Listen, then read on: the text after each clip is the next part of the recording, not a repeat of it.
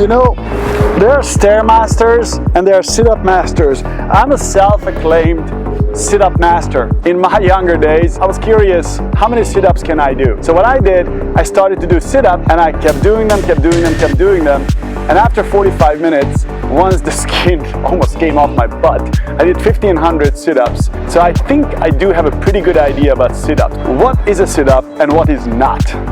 What I did with the 1,500 sit-ups is pretty dumb. There's absolutely no need for that whatsoever. I was 18, mind you. What happens with the abdominals, which most people don't know, that when you do a sit-up, you're using the partial range of the flexion of your spine. Because your spine has a much bigger range than just simply going from flat and flexing forward, i.e. sitting up.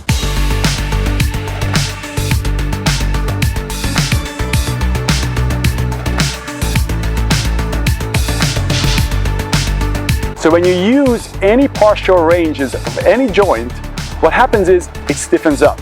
So if you do a lot of sit-ups, what's going to happen is you're going to have this typical gym monkey look. The rectus abdominis, which lays right in front of your stomach, the one that looks good, that flexes your spine, when that gets shortened because you use a shortened range of that joint, it pulls your ribcage down. So you're going to look like this.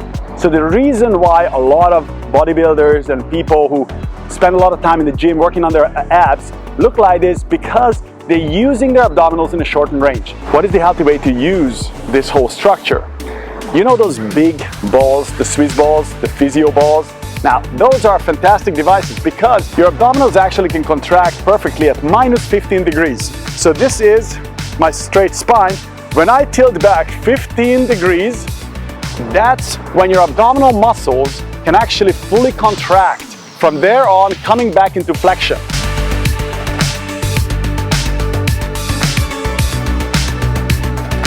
When you're laying down on the ground, you're actually out of the ideal strengthening range of your abdominals already. Now, if you think about it, during tribal times, how many times did a human being got up and lay down?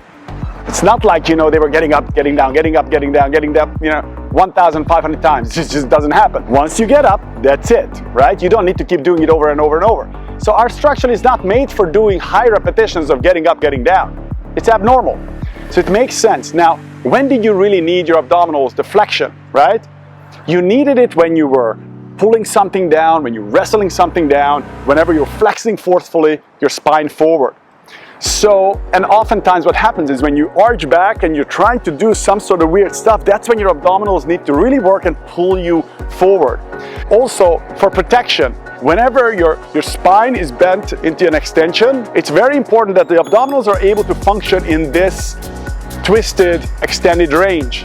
Now, if you're always strengthening yourself from a flat surface downward, all you're accomplishing is shortening those abdominals. You never reach the ideal range wherever you can recruit the most amount of muscle fibers, so you're missing out on all kinds of stuff. Plus, you're increasing your chance of injuries because your abdominals get really stiff, really tight. So what can you do? Do some sit-ups if you want to, sure, no problem. But make sure, predominantly when you strengthen your abdominals, use that big Swiss ball.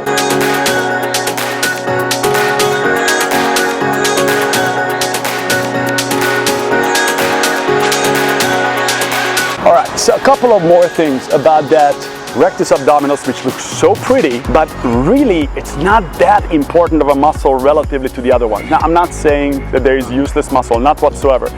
But relatively how much time people spend on making those muscles look good, it's really a deranged amount of time how much people spend to make that muscle look good. Let's put a couple of myths to rest. If you want to have a good looking abdominal, there are two components to it.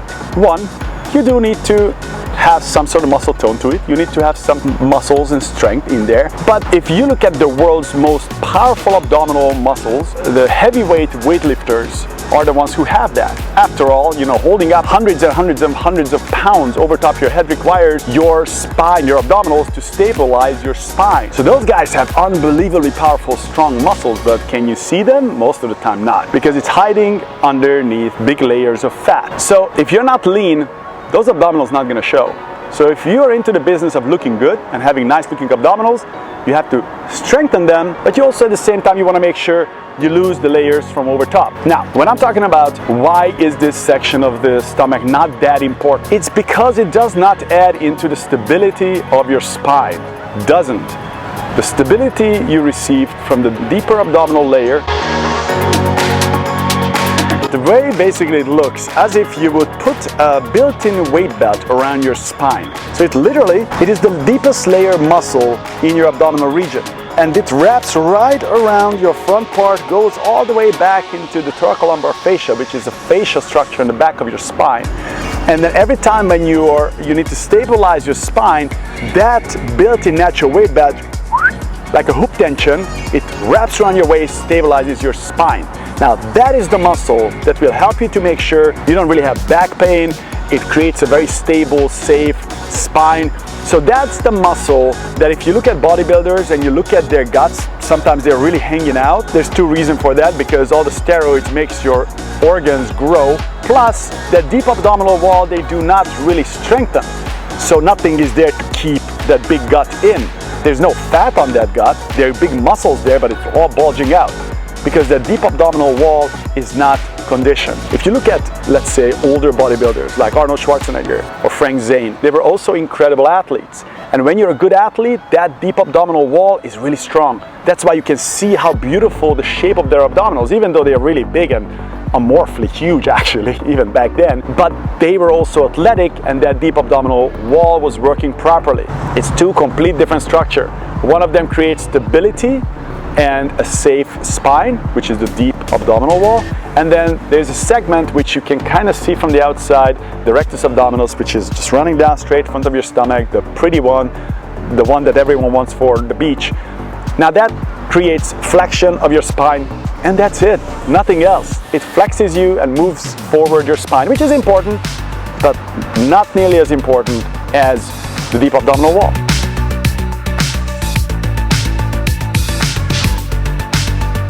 If you strengthen that rectus abdominis, the one that does the flexion, too much, and you do not balance it out with the deep abdominal wall training, can create a very unstable spine that can really flex very well, but cannot stabilize the force of the flexion. And that creates potentially a lot of lower back pain. Smart abdominal training, few components. One, when you use flexion, sit-ups, crunches for your abdominals, don't just focus on high repetitions, also load your body with heavier weights. Do not go crazy on sit-ups and doing too much high repetitions because it's abnormal. Also, you're not using your ideal strengthening range. Balance that out with deep abdominal training. And what is deep abdominal training? Well, I will come back to that, but let me just give you a little hint. Sucking your gut in contracts those muscles deep in your stomach. And when you can really suck it in and you can strengthen it that way, creates a tone in your deep abdominal wall, and that will keep everything in, stabilizing your spine, and you have a very functional, strong, good-looking abdominal structure. Guys, I hope this made some sense to you. I'm sure that you're gonna have to listen to this a few times over and over and over, and then I will upload more on this subject, and I will talk about the deep abdominal wall and also another segment of your abdominal region, which is the oblique structure, what that does and what it doesn't do. If you like this, please press like, subscribe if you haven't. Take care, guys. Bye.